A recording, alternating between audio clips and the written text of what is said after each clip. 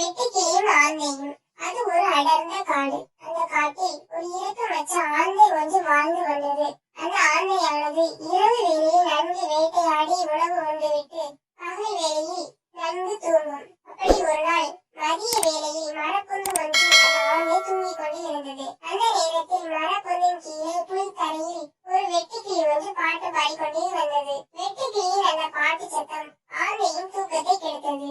உடனே ஆந்தை அந்த வெட்டுக்கிளியிடம், கொஞ்சம் பாடுவதை நிறுத்து என்று கோபமாக சொன்னது. வெட்டுக்கிளியோ அதை கேட்காமல் அந்த மரத்தின் கீழே பாட்டு பாடிக்கொண்டே இருந்தது. மேலும் ஆந்தையை பார்த்து, நீ ஏன் ஒரு கண் தெரியாத குருட்டு பறவை?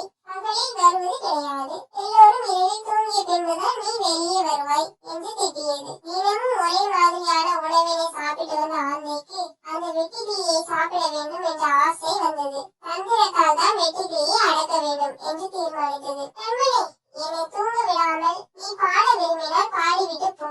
ஆனால் உன்னுடைய பாட்டு விழித்துக் கொண்டிருப்பவர்களுக்கு இனிமையாக இருக்கும் பொருட்டு உன் சங்கீதம் கொஞ்சம் வளர்த்துமே.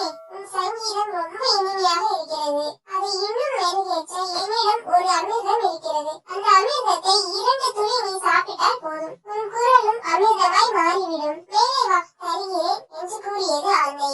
ஆந்தையின் நயவஞ்சக பேச்சை கேட்டு மயங்கிய வெட்டுக்கிளி மரத்தில் ஏறி ஆந்தையின் அருகில் சென்றது. அருகில் வந்த வெட்டுக்கிளியை ஆந்தை பிடித்து நசுக்கி கொன்றது. நீதி பயமுறுத்துதலை விட நயவஞ்சகம் பலமானது.